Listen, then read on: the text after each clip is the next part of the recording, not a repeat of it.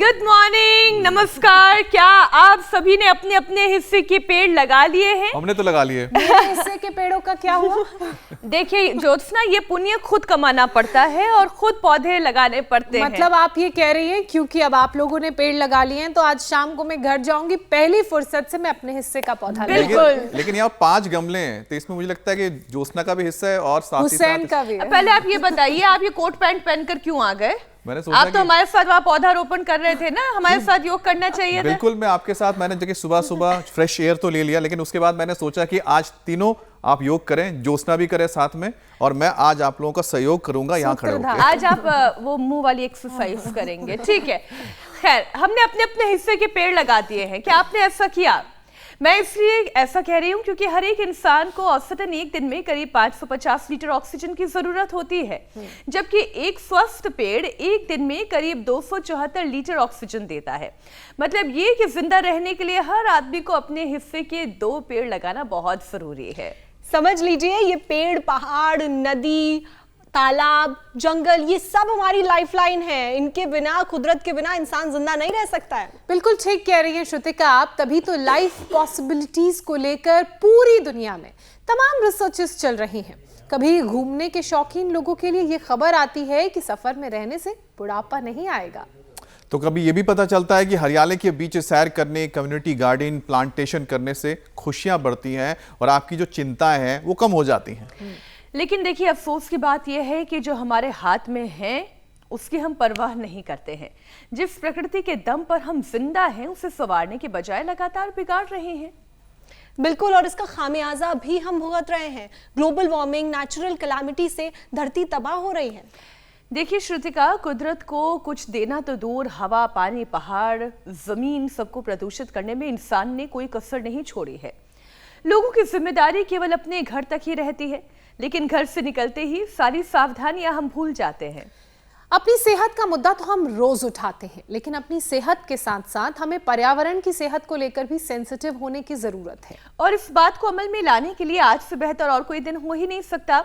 आज है world environment health day. तो चलिए, सबसे पहले अपनी सेहत के साथ पर्यावरण की सेहत को भी संवारने का संकल्प लें, क्योंकि इसका सेहत पर बुरा असर पड़ता है। वैसे स्वामी जी लगातार ये बात हमारे हर शो में कह चुके हैं कि प्रकृति के साथ अगर आप अपने आप को जोड़कर चलेंगे और साथ ही साथ योग के साथ जुड़े रहेंगे तो प्रकृति भी सुरक्षित, आपका सेहत भी सुरक्षित। स्वामी जी, बहुत बहुत स्वागत है आपका। मैंने ज्योत्सना को छोड़कर सिर्फ श्रुतिका और मीनाक्षी को लेकर हम गए आज और हमने पौधे लगा लिए। प्रणाम स्वामी जी। स्वामी जी, मुझे इसलिए छोड़ दिया क्योंकि मैंने अपनी जिम्मेदारी शाम को निभानी है और अब मैं 2 पौधे लगाऊंगी। आशीर्वाद, धन्यवाद। मेरे साथ भी यहाँ रंग बिरंगे हमारे छोटे मोटे पतले पतली सब हमारी बहनें, हमारे भाई योग भी कर रहे हैं और पेड़ पौधे भी लगा रहे हैं, अपने जीवन पुष्प को भी सजा रहे हैं, संवार रहे हैं। और हमने भी अभी तक कम से कम 1 करोड़ से ज़्यादा पेड़ पौधे लगवा दिए पूरे देश में।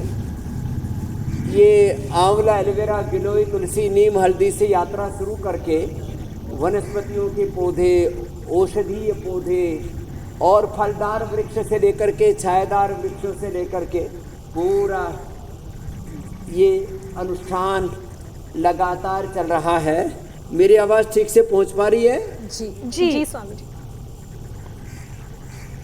हाँ, करो करो। चलिए, बहुत धन्यवाद। पीसीआर से हेलो हेलो कर रहा था तो मैंने सोचा कहीं साउंड तो गड़बड़ नहीं हो रहा। वैसे भी आज यहाँ बरसात खूब अच्छी है, इसलिए हम यहाँ यज्ञशाला में योगाभ्यास कर रहे हैं।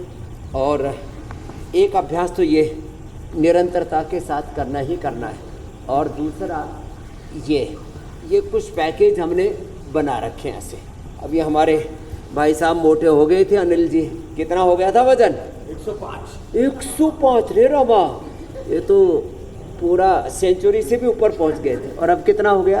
अभी 93 आ रही है। क्या बात है, अच्छी बात है। गोल गोल घुमाओ ऐसे, और ये 2 और बैठ करके ये 3, पीछे पैर करो और ऐसे करो, ये ऐसे अर्ध हलासन, एक एक पैर से दोनों से पादवृत्तासन, द्विचक्रिकासन।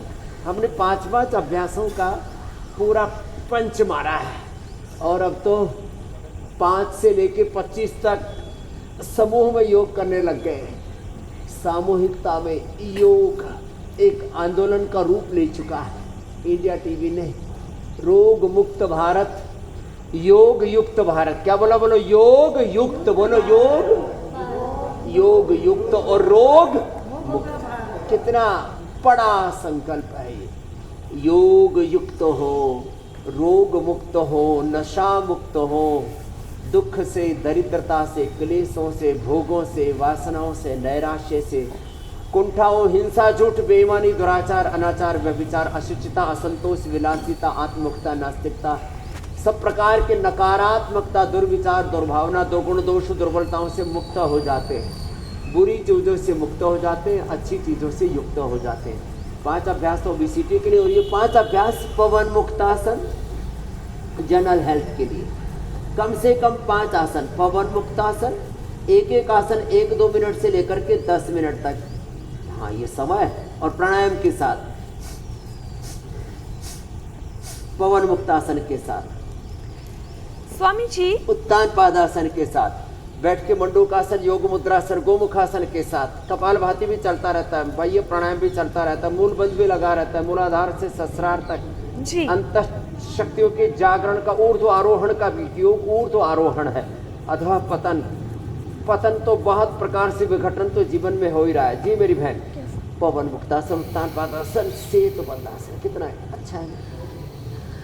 स्वामी जी, मैं कही थी आज शुरुआत जो हमने पौधारोपण के साथ की, बहुत अच्छा लगा, क्योंकि हमेशा हम प्रकृति से कुछ ना कुछ लेते ही हैं। इस प्रकृति को हमने देने का तो कोई काम किया नहीं है।